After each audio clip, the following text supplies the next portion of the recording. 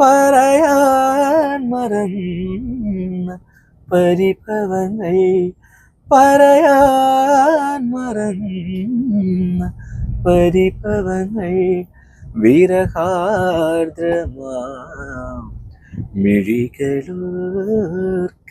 ഞാൻ പാടി കഴിഞ്ഞപ്പോഴത്തേന് പറഞ്ഞത് ദൈവത്തെ ഓർത്ത് പാട്ട് പഠിച്ചിട്ടില്ല എന്ന് പറയരുത്.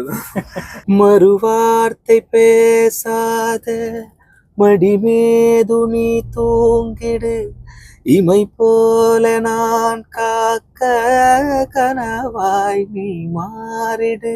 നമുക്ക് മനസ്സിൽ തോന്നുന്ന ടൂണ് അത് രാഗം ബേസോ അല്ലെങ്കിൽ ഇന്ന രാഗമാണ് ഇന്ന താളമാണ് എന്ന് പറയാനുള്ള ഒരു കഴിവൊന്നും ഇല്ല. 5 പാട്ട് ചെയ്തു.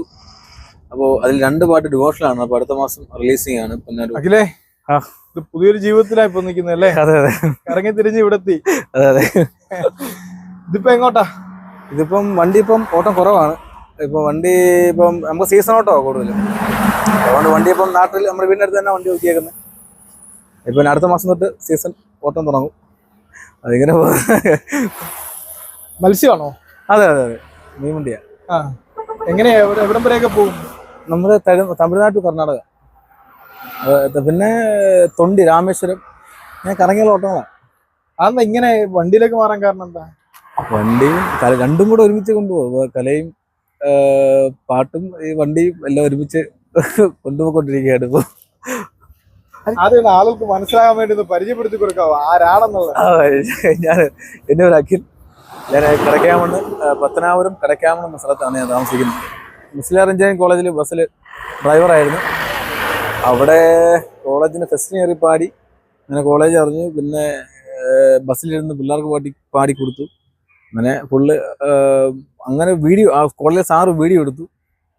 വീഡിയോ വൈറലായി. അതിനുശേഷമാണ് പിന്നെ ഓരോരോ പടികൾ എന്ന് പറയുന്ന രീതിയിൽ വർക്കുകളും കാര്യങ്ങളും ഒക്കെ ഇങ്ങനെ വന്നു തുടങ്ങിയത്. പാട്ട് പഠിച്ചിട്ടുണ്ടോ? സംഗീതം പഠിച്ചിട്ടില്ല. പഠിക്കാൻ പോയിട്ടുണ്ട്. പക്ഷേ നമ്മുടെ സാഹചര്യം കൊണ്ടൊന്നും 4 ക്ലാസ് 5 ക്ലാസ് ഒക്കെ ആകുമ്പോഴത്തേന് മുടങ്ങി അത് പൂർത്തീകരിക്കാൻ പറ്റിയിട്ടില്ല. എത്ര വരെ പഠിച്ചിട്ടുണ്ട്? അല്ലാതെ എത്ര വരെ പഠിച്ചിട്ടുണ്ട്? ഞാൻ 10ാം ക്ലാസ് +2 ഫെയിലാണ്. കുറേ ബന്ധങ്ങൾ ഉണ്ടായതെല്ലാം വില കൊണ്ടാണ്. വണ്ടി കളയേണ്ടി വന്നു കഴിഞ്ഞാൽ ജീവിതം പോയി. അതെ, അതൊരവസ്ഥ. കാരണം സാമ്പത്തികമാണല്ലോ ഇതിന്റെ പിന്നിലേക്ക് ഇറങ്ങുമ്പോഴത്തേന് സാമ്പത്തികം ഭയങ്കര ഒരു ഘടകമാണ്. ഇതിനകത്ത് ഓടുമ്പോഴത്തേന് അത്യാവശ്യം ശമ്പളം ഉണ്ട്. ബസ്സിനാകുമ്പോഴത്തേന് നമുക്ക് കോമ്പറ്റീഷനും കാര്യങ്ങളും, പിന്നെ രാവിലെ വെളുപ്പിനെടുക്കുക, വൈകിട്ട് കൊണ്ട് ഒതുക്കുക. ഇതാകുമ്പോഴത്തേന് ഒറ്റ ട്രിപ്പ് പോയി കഴിഞ്ഞാൽ ഒരു വീട്ടിൽ കാണുന്ന 2 ആഴ്ച പിടിക്കും വീട്ടിൽ വരെ. അങ്ങനെ ഒരു ബുദ്ധിമുട്ടുണ്ടെന്നുള്ളൂ. പിന്നെ ഒരാഴ്ച ഫ്രീ ആയിട്ട് ഇരിക്കാം. പിന്നല്ല, ഫ്രീ അല്ല. നമ്മൾ സീസൺ ഓട്ടം തുടങ്ങി കഴിയുമ്പോഴത്തേന് പിന്നെ കണ്ടിന്യൂ വണ്ടിയിലായിരിക്കും. നമ്മുടെ കലാജീവിതത്തിന് ഇപ്പം ഗ്യാപ്പ് വരും. ആ ഒരു പ്രശ്നമാണ്.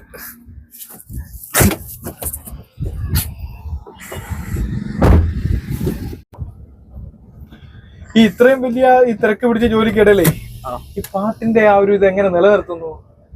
സംഗീതം നമ്മുടെ ഉള്ളിലുള്ളത് കൊണ്ട് തന്നെ എന്നെ സംബന്ധിച്ച് പറയാൻ നമ്മുടെ സംഗീതം ഉള്ളിലുണ്ട്. സംഗീതം പഠിച്ചിട്ടില്ലെങ്കിൽ തന്നെയും പറഞ്ഞ് തരുന്ന സാധനം തിരിച്ചു പാടിക്കൊടുക്കാനും പഠിച്ചു പാടാനുള്ള കഴിവ് ദൈവം തന്നിട്ടുണ്ട്. അത് തന്നെ തെറ്റാതെ പാടാൻ ശ്രമിച്ചുകൊണ്ടിരിക്കുന്നു ഇപ്പോഴും എന്നേ ഉള്ളൂ. ഇപ്പൊ 2 പേര് മൂളിക്ക് ഏതെങ്കിലും ഒരു പാട്ട്.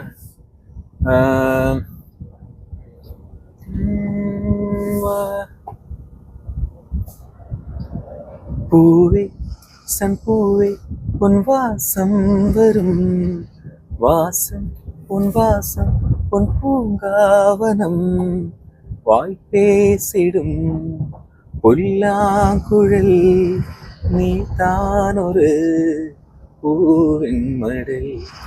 പൂവേ പൂവേ പൊൻ വാസം വരും, പൂവേ പൂവേ. ഈ പാട്ടുകളൊക്കെ കേട്ടിട്ട് സംഗീത സംവിധായകർ ചോദിച്ചില്ലേ പാട്ട് പഠിക്കാതെ ഇങ്ങനെ പാടും ചോദിച്ചിട്ടില്ലേ? അത് ചോദിച്ചിട്ടുണ്ട്. പാട്ട് പഠിക്കാതെ ഞാൻ ആദ്യമേ ഞാൻ പറഞ്ഞല്ലോ, കഴിഞ്ഞ ഒരു ഭാഗ്യം ഉണ്ടായി, ഫ്ലവേഴ്സിൽ പോകാനുള്ള ഭാഗ്യം ഉണ്ടായി. ഇപ്പം അവിടെ എന്നോട് പറഞ്ഞത് പാട്ട് ഞാൻ പാടി കഴിഞ്ഞപ്പോഴത്തേനും പറഞ്ഞത് ദൈവത്തെ ഓർത്ത് പാട്ട് പഠിച്ചിട്ടില്ല എന്ന് പറയരുത്. ആ ഒരു ആത്മവിശ്വാസത്തിലാണ് ഇപ്പൊ പാട്ട് സംഗീതം ചെയ്യാനും തീരുമാനിച്ചത്. അതെ അതെ അതെ അതെ. സംഗീതം എന്ന് പറയുമ്പോഴത്തേന് അത് നമുക്ക് മനസ്സിൽ തോന്നുന്ന ടൂണ് അത് രാഗം ബേസോ അല്ലെങ്കിൽ ഇന്ന രാഗമാണ് ഇന്ന താളമാണ് എന്ന് പറയാനുള്ള ഒരു കഴിവൊന്നും ഇല്ല. പക്ഷെ ഒരു ടൂണ് ഒരു മനസ്സ് വന്നു കഴിഞ്ഞാൽ അത് ഒരു മറ്റൊരു പാട്ടിനോട് സാമ്യം ഇല്ലാത്തതും പുതിയൊരു ടൂണായി അല്ലെങ്കിൽ കോപ്പി വരാത്ത രീതിയിൽ ചെയ്യാൻ ശ്രമിച്ചുകൊണ്ടിരിക്കുകയാണ് ഇപ്പോൾ. അങ്ങനെ 2 പാട്ട് ചെയ്തു, 2 അല്ല, ഇപ്പോൾ ഒരു 5 പാട്ട് ചെയ്തു. അപ്പോൾ അതിൽ 2 പാട്ട് ഡിവോഷനാണ്. അപ്പോൾ അടുത്ത മാസം റിലീസിംഗ് ആണ്. പിന്നെ ഒരു ഓണപ്പാട്ടുണ്ട്, അത് 6ാമത്തെ പാട്ടാണ്. ഇതൊരു അത്ഭുതം കേട്ടോ. സംഗീതം പഠിക്കാതെ സംഗീതം പഠിച്ചവരെക്കാളും മനോഹരമായി പാടുക എന്ന് പറഞ്ഞാൽ ഒരു അത്ഭുതമാണ്. Thank you. പല സംഗീത സംവിധായകരും അത് പറഞ്ഞിട്ടില്ലേ? പറഞ്ഞിട്ടുണ്ട്, ശരത് സാറ് പറഞ്ഞിട്ടുണ്ട്. ശരത് സാറ് പോയി കാണാൻ ഉള്ള ഭാഗ്യം ഉണ്ടായിട്ടുണ്ട്. വീഡിയോ സാറ് കണ്ടിട്ട് വിളിക്കുക, കോളേജിൽ വന്ന് പാടിയ വീഡിയോ സാറ് കണ്ടായിരുന്നു. അങ്ങനെ സാറ് അതൊക്കെ എൻ്റെ കലാജീവിതത്തിൽ മറക്കാൻ പറ്റാത്ത അനുഭവങ്ങളാണ്.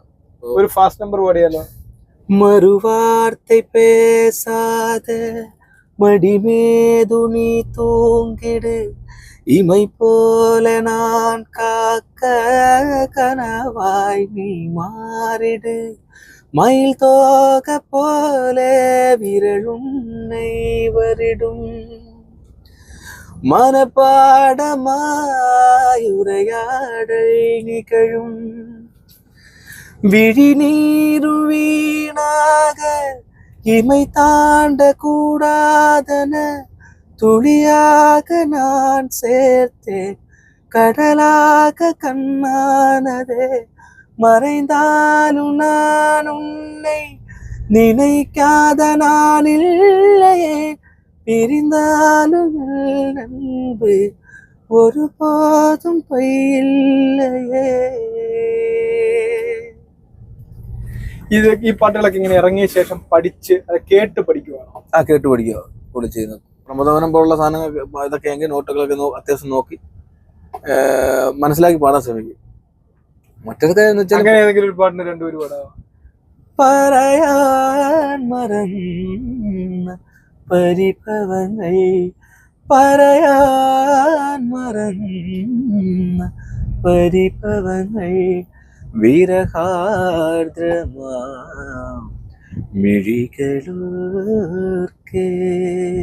സ്മരണകൾ തിരയായി പടരും ചലതിയായി, സ്മരണകൾ തിരയായി പടരും ചലതിയായി, ഒഴിയും നിലവ് പോൽ വിവശനായി,